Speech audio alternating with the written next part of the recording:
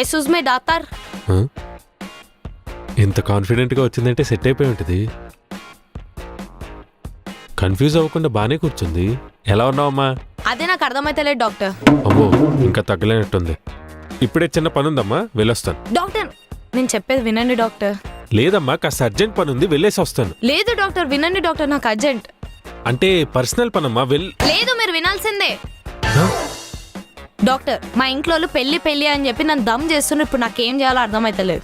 ఒకడేమో మందు తాగుతాడు, ఇంకొకడేమో మందు తాగడు. ఇప్పుడు మందు తాగినోడు మంచోడా, మందు తాగనోడు మంచోడా?